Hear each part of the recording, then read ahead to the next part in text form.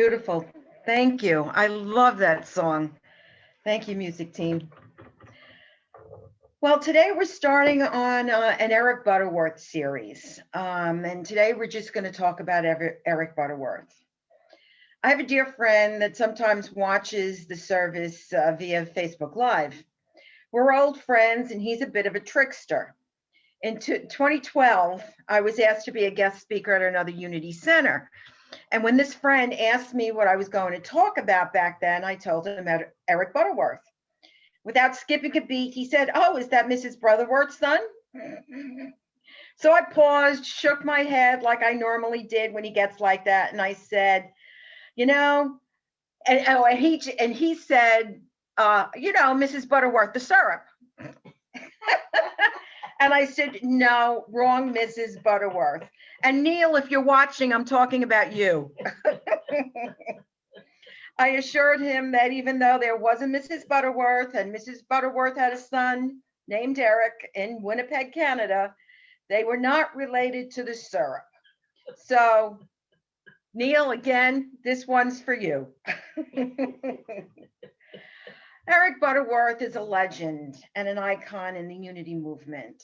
For many, Eric Butterworth was their first experience of Unity through his weekly radio broadcasts. As a pioneer radio broadcaster, he began his daily messages, which at that time went around the world, and he started his broadcasts with the words, "You can change your life by altering your thoughts." He had a very gentle voice that beautifully articulated a powerful message that inspired hundreds of thousands of people for over 50 years. His broadcasts are still available on his website and in our lending library. You can view the list and overviews of the Eric Butterworth CD library in our weekly What's Up at Unity email blast. His teaching was focused on the divinity of all people, and his desire was that everyone would know their oneness with God. As a visionary and an innovator, he originated the spiritual therapy workshops, which he conducted for over 35 years. When he was born in Winnipeg, Canada in 1916, he attended Fresno State University and Capital University in Ohio, and he studied music. He began training for the ministry at Unity Village in Missouri during World War II, and he left to join the Army. He became a lieutenant in the medical corps, and he trained other medical personnel. He also served as a chaplain and a counselor. And after the war, he returned to his ministerial studies and was graduated and ordained from Unity Ministerial School. As a scholar and an educator, he established 3 powerful Unity ministries. The first one was in Pittsburgh. Then he moved to Detroit, where his teachings resulted in the building of the Detroit Unity Temple, the largest Unity church at that time, where more than 2,000 people attended his Sunday services every week. While in Detroit, he authored his first book, Unity, A Quest for Truth. In 1961, he began his ministry in New York, in Manhattan.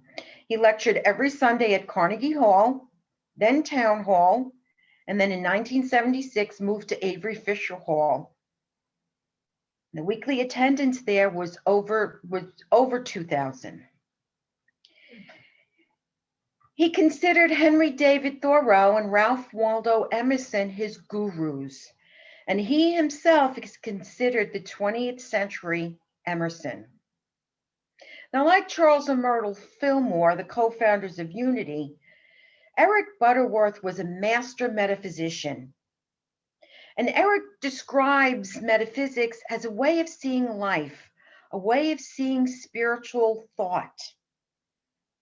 And we deal with abstractions and try to see a little more clearly. He said that metaphysics is not something intellectual. It can't be studied like math. And it sometimes needs to be practiced. Therefore, it has to be practical. He was among the leading spokespersons in the modern times of practical mysticism. So what does that mean? It means that everyone here is a practical mystic. A mystic is defined as someone who seeks by contemplation and self-surrender to obtain unity with or absorption into the absolute. Now, the absolute is God. Another definition is a person who claims to attain or believes in the possibility of attaining insight into mysteries transcending ordinary human knowledge, often by direct communication with the divine. And practical means that we practice this every day in our lives. So basically, a mystic is someone who actively practices being in direct communication, going within, and feeling the presence of God. So here, we're all practical mystics. Charles and Myrtle were mystics. Eric Butterworth was a mystic, and so are we. Now, Eric is the author of 16 best-selling books on metaphysical spirituality. If you read materials by Charles Fillmore, you know that they're not that easy to understand. Myrtle's a little easier, but Charles can be challenging. Eric took the teachings of Charles and Myrtle Fillmore, expanded on them, and put them into a language that could be more easily understood. I know it made a world of difference in my studying during the SEE classes and in ministerial school. Now, many of Eric's books are required reading for the SEE classes. Spiritual Economics, Discover the Power Within You, The Universe is Calling, Life is for Living, In the Flow of Life, Unity, The Quest for Truth, all are required reading for the SEE classes. Now, Eric's devotees included people from all walks of life, all of whom have stated that his teachings helped change their lives. Eric was the first Unity minister to appear on the Oprah Winfrey Show. And speaking about his book, Discover the Power Within You, she said, "This book changed my perspective on life and religion." Eric Butterworth teaches that God isn't up there, but that God exists inside each of us. And it's up to us to seek the divine within. One of the first SEE courses that I took was Discover the Power Within You. And we're going to be looking at that book in two parts on May 16th and May 23rd. Now, that book was first written in 1968, and it's still going strong. In its 40th anniversary edition in 2008, Maya Angelou, a fellow follower and friend of Eric's, wrote the prologue. She learned about Eric in 1955, and when she moved to New York in 1960, she started attending his services. Years later, he invited her back to speak. And then in 2003, she returned to deliver the eulogy at his memorial service. After being part of Unity for 53 years, Maya went to Unity Village and started taking classes. I'd like to read an excerpt from the foreword she wrote in the 40th anniversary edition of Discover the Power Within You. She says, "Butterworth has an unshakable faith in the power of thought, the power to change not only one's life, but the world. I think he also had faith that change would come and that we have the power to call it up and bring it about sooner by working at it. That change was en route in any case, and we could either help it grow and mold it to our need and the needs of others, or be run over by it." She says, "The New Testament states that the kingdom of heaven is within you. And so it wasn't a great leap for me to go from that belief to Butterworth's teachings about our divine potential. No one clarified that biblical idea for me as much as Butterworth did. He preached not just the kingdom of God, but the power of the kingdom of God. They're two different things. One is static, the other is active. The power that Maya spoke about and that Eric taught is active within each one of us. That's the part of us, that's that practical mystic.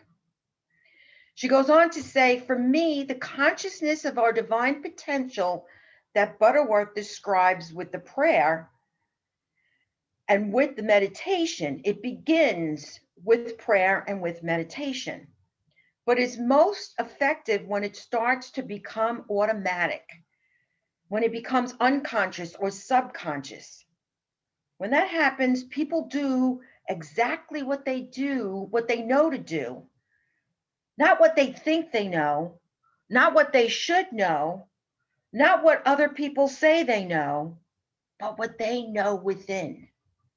With this new consciousness, change becomes automatic so that you don't have to think about it. It's already firmly within you, so securely that you automatically go to the positive thought and act upon it.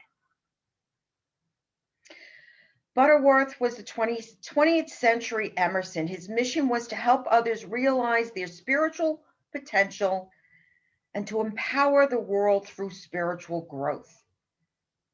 His teachings focused on what a human being is and what a human being can do to live abundantly. He helped me to live more abundantly, and he can help every one of us live more abundantly too. Every time we help ourselves and help others to realize their spiritual potential, we are carrying on the work of Eric Butterworth. There's nothing more precious than the realization of our oneness with divinity. And I know you've all experienced it when we have that aha moment, when we're in deep in meditation and just practicing the presence, when there is nothing else but us and divinity, that feeling of oneness. That's what Eric Butterworth taught us how to do. Now, when the 20th edition of Discover the Power Within You was being published in 1988, Eric wrote the foreword. This was around the time that Martin Scorsese film, The Last Temptation of Christ, was released, and Christian fundamentalists were in an uproar. At that time, Butterworth appeared on a panel on the Oprah Winfrey Show, and he could barely get a word in. He realized that it was the perfect time to re-release the book. And in that foreword, he answered 10 of the most asked questions about Jesus. I'd like to close with the last paragraph. He wrote, so now let me commend Discover the Power Within You to you. A religious book is usually church-centered, Jesus-centered, and dogma-centered. However, Jesus expressed and stressed a spiritual philosophy that is you-centered. You do not accomplish Jesus's ideal simply by believing things about him. You must come to believe about yourself what Jesus believed about himself. So this book is not something to believe. It is something to do. And judging by the testimonies of hundreds of readers who have written to support the claim, I think it can be a means of changing your life. So we're heading into the summer months. And if you want some good summer reading, pick up one of Eric's books and let it help you realize your divine potential. Another thing that Eric was very clear about in his teachings was the power of manifestation, the power of thought, and how every thought manifests. So now we're going to move into a meditation, and it's going to be a manifestation meditation. So I invite you now to close your eyes, get comfortable into your seats, and just allow yourself to breathe easily and relax. And with every breath, you allow any tension to be released from your body. You breathe at a pace that is comfortable for you, and you allow your breath to settle into a lovely momentum. You settle in and you center in closing your outer eyes so that you may open the inner eye to the vast expanse of the universe. This universe that is always living, moving, and having its being in, through, and as you. So breathe deeply into this space of oneness, into infinite possibility and potential. Know that any desire you hold has its answer right within you. Any place you want to go, to be, anything you want to do. If the path has not been made clear as yet, you can set an intention right now that from this place of infinite possibility, a path will crystallize and be made available to your vision. So in this time and space, this presence of the one power, the one holiness in the universe, we submit all our desires, our heart's longings, and we wait. We wait for the path to be made clear. We wait for it to knowing and allow it to rise up, trusting that it is available to us. We take our power of zeal, our enthusiasm and passion, and we allow it to be released into the infinite. We know that desire is the power of love. And so as we manifest and express love in the world, we bring forward a path to all that we desire. We inspire and activate our own creative abilities to bring forth the reality that we desire. We elevate our desire and our longing to vision, and then we take the first step supported in faith and trust. Knowing that we are held in the metaphorical loving arms of wisdom at all times, every step of the way. There cannot be a wrong step, because right now, in this moment, we proclaim our path. So without judgment, we simply allow. So now I allow myself to move deeper and deeper into the silence, and I just listen.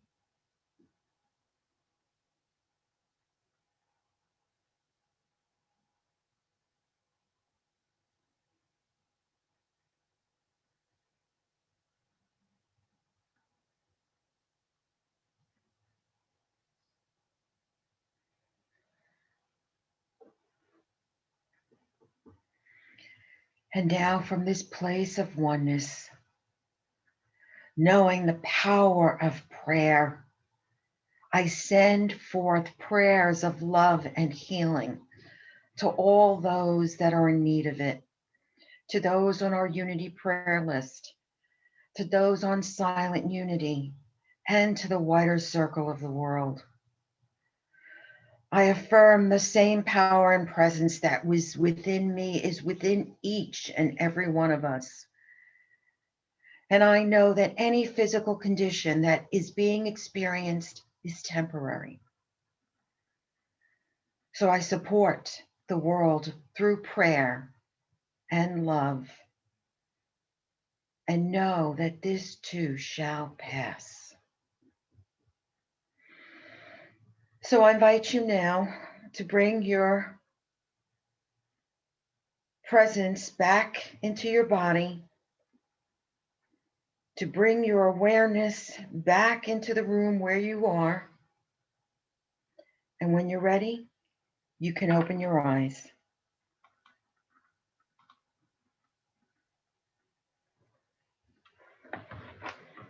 So welcome back.